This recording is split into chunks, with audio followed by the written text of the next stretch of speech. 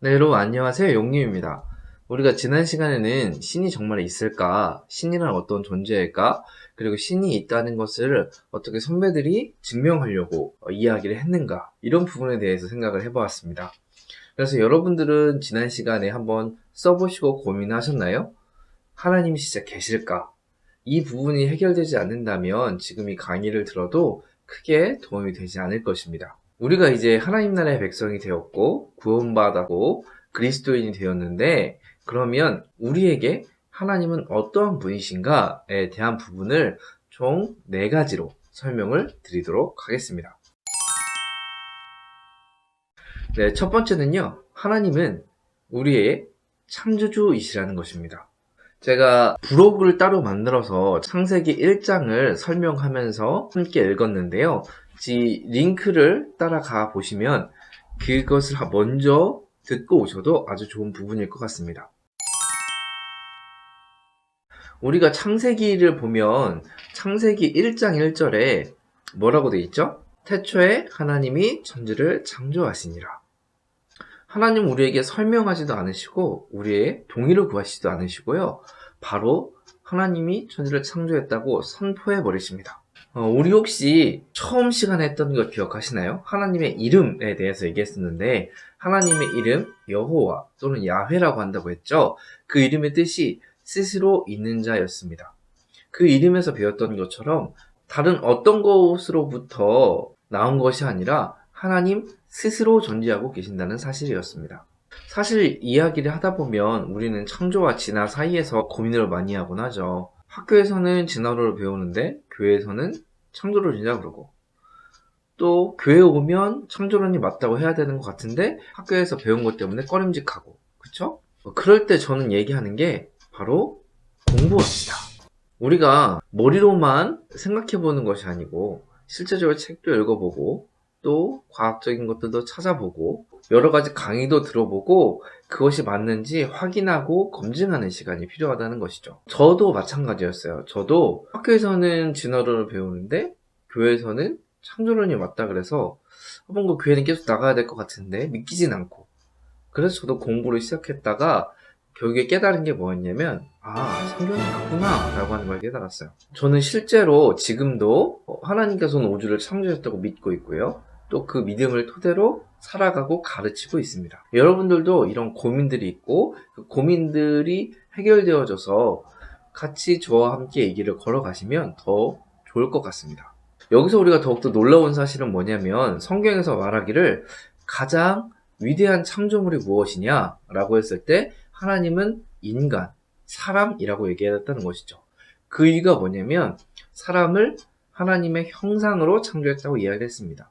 이것도 창세기 1장을 읽는 강의에 나와 있으니까 꼭 들어보세요. 이 하나님의 형상이라는 게 3가지 의미가 있는데 그 3가지의 의미를 이야기하고 있습니다. 그 중에 하나가요, 뭐냐면 하나님이 인간을 지으셨고 인간과 하나님이 소통하며 살기를 원하셨다는 것입니다. 바로 두 번째는요, 하나님이 우리의 구세주이시다. 하나님은요, 인간을 하나님의 형상으로 지으셨죠. 그리고 하나님과 인간이 소통하며 살기를 원했습니다. 그렇게 소통하며 살고 잘 있었는데 갑자기 뱀이 찾아오죠. 이 부분에 대해서는 창세기 3장을 우리가 함께 읽고 공부한 부분이 있으니까요. 그 부분을 참고해 주시면 큰 도움이 될 것 같습니다. 그래서 인간은 하나님의 말씀보다 뱀의 말을 더 신뢰해서 뱀의 말대로 선악과를 따먹게 되죠.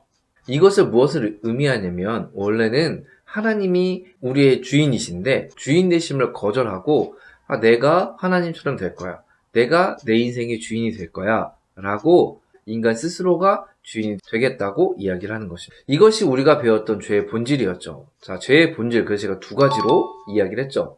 첫 번째, 하나님이 없다고 하는 것이 죄다. 두 번째, 하나님이 계신 것을 알고 있음에도 인정하지 않는 것이 죄다. 인간은 하나님이 계신 것을 알고 있었죠. 그럼에도 하나님을 인정하지 않았어요. 하나님을 주인으로 인정했다면 하나님이 그들에게 말씀하신 것처럼 선악과를 먹으면 정령 죽는다고 했으니까 그 말씀을 신뢰하고 그 말씀대로 먹지 않았어야 되죠. 이 죄가 들어오고 나서야 하나님과 모든 관계가 깨졌습니다. 하나님은 인간과 이런 인격적 관계가 끊어졌기 때문에 너무 슬퍼하셨습니다. 그리고 너무나 잘 아셨어요. 하나님께서 인간을 지으셨기 때문에 인간 스스로는 이것을 해결할 수 없음을 아셨습니다. 자, 예를 들어 봅시다, 여러분. 우리가 죄인인데, 우리가 감옥에 갇혀 있는데, 감옥에 있는 다른 죄수가 똑같은 죄수를 구원할 수 있을까요? 거기서 꺼내줄 수 있을까요? 없습니다. 그래서 하나님이 직접 이걸 해결하시기 위해서 인간이 되어 오셨습니다. 그분이 바로 우리가 믿는 예수님이고, 그 예수님이 우리의 구세주가 되신다는 것이죠. 그래서 예수님은 우리의 인간의 모든 죄를 담당하시고 십자가에 죽으셨습니다. 3일 만에 부활하셨죠. 죄의 결과였던 죽음, 사망을 이겨내는 부활을 하십니다. 진리를 믿으면 우리 인간은요, 그리스도인이 되고 하나님 나라의 백성이 되고 우리가 구원받게 되는 것이죠. 저는 이 십자가와 부활에서 하나님의 크신 사랑을 느껴야 된다고 생각합니다. 세 번째, 하나님은 우리의 보혜사가 되어주십니다. 여러분, 보혜사도 익숙하죠? 뭐였죠? 성경님의 이름이었죠. 제가 성경을 한번 읽어볼게요. 내가 아버지께 구하겠으니 그가 또 다른 보혜사를 너희에게 주사 영원토록 너희와 함께 있게 하리니. 요한복음 14장 16절 말씀인데 여기 보니까 또 다른 보혜사라고 되어 있어요. 그러니까 원래 보혜사, 그게 바로 예수님이신데 예수님께서 이제 그때 당시에는 인간의 몸을 입고 있으니 또 다른 보혜사, 성령님을 보내주시겠다고 한 것입니다. 여기서 보혜사의 뜻이 뭐였죠? 바로 우리를 보호해 주시고 우리에게 은혜를 주시고 또 우리의 스승, 선생님이 되어주신 분이 바로 성령님이시다. 우리는 성령 하나님의 인도를 받아서 동행하시기를 축복합니다. 네, 마지막인데요. 하나님은 우리의 심판주가 되어주신다는 것입니다. 여러분, 교회에서 요새 심판이라고 하는 단어를 거의 듣지 못한 것 같아요. 그렇지만 하나님은 사랑의 하나님, 이 정도밖에 모르는 것 같은데요. 실제로 성경에서는요, 최후의 심판이 있다고 말씀하고 있습니다. 나는 크고 흰 보좌와 거기에 앉으신 분을 보았습니다. 땅과 하늘이 그 앞에서 사라지고 그 자리마저 찾아볼 수 없었습니다. 나는 또 죽은 사람들이 큰 자나 작은 자나 할 것 없이 다 그 보좌의 앞에 서 있는 것을 보았습니다. 그리고 책들을 펴놓고 또 다른 책 하나를 펴놓았는데 그것은 생명의 책이었습니다. 죽은 사람들이 그 책에 기록되어 있는 대로 자신들의 행위대로 심판을 받았습니다. 우리가 알아야 될 것은요, 예수님께서 처음 오셨을 때는 우리를 구원해 주시려고 오셨어요. 자, 그러면 예수님께서 다시 오실 때는요, 이제는 우리를 더 이상 구원해 주시러 오신 것이 아니고 우리를 심판하러 오신다는 것이에요. 이 심판 후에 영원한 생명과 영원한 벌이 있습니다. 우리는 영원한 생명, 하나님 나라, 이곳으로 가게 될 것입니다. 또 우리가 하나님이 심판하신다고 했을 때는 하나님이 얼마나 공평하고 정의로우신지도 생각을 해봐야죠.